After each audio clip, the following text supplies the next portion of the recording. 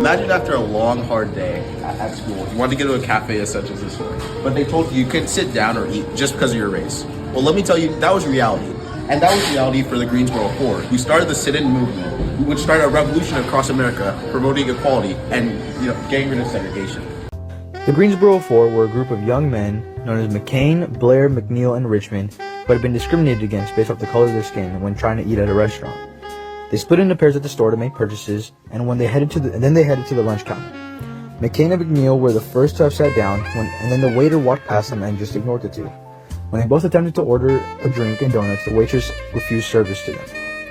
The Greensboro Four were a group of young men whose influence spread quickly throughout the nation, and inspiring young activists to participate in sit-ins across their country. When looking at the Greensboro Four and their sit-in movement, we come to a realization. We must abolish racist ideas and recognize the individuals who have fought for equality throughout history to create a more just society. Change does not just come from silence. It arises when individuals take a stand, inspiring broader movements.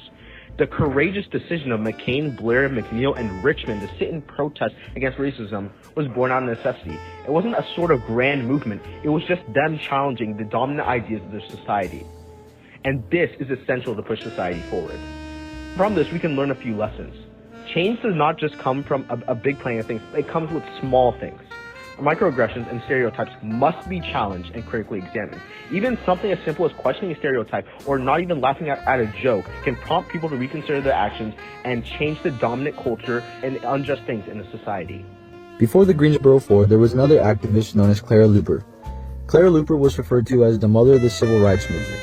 She grew up in Oklahoma, which was considered a very segregated state.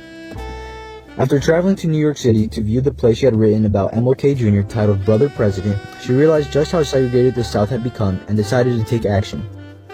She led multiple sit-ins prior to the Greensboro Four that most historians don't talk about since not a lot of people knew about it because it was only in Oklahoma. The sit-in gained momentum quickly. By the second day, more students joined the protest. By the end of the week, hundreds of students were participating. In February alone, students held sit-ins at lunch counters in 11 cities in North Carolina, 7 in Virginia, 4 in South Carolina, 3 in Florida, 2 in Tennessee, 1 in Kentucky, and 1 in Maryland. Over time, the circle of protests widened to Georgia, Texas, and Louisiana. Certainly, the chain of events following the Greensboro protest redirected the civil rights movement into a more confrontational phase, in which the younger generations, especially students, took the lead. In the wake of the Woolsworth sit-ins came the creation of more radical Student Nonviolent Coordinating Committee, SNCC, pronounced SNCC. The Freedom Rides of 1961, James Meredith's integration of the University of Mississippi in 1962, student voter registration drives during the Mississippi Freedom Summer of 1964, and ultimately, the rise of the Black Power movement. The increasing level of confrontation increased pressure on the system of racial segregation. To create a better society, we must abandon racist notions and recognize the struggles individuals faced in history to strive for equality among everyone. The Greensboro sit-ins of 1960 stands as a powerful example of resistance against racial injustice. One thing we can take from not only the sit-in movements, but every movement that took place in the civil rights movement, is that we must honor and adopt the ideologies of the brave citizens that spoke up against racial injustice and continue moving forward toward a unified future.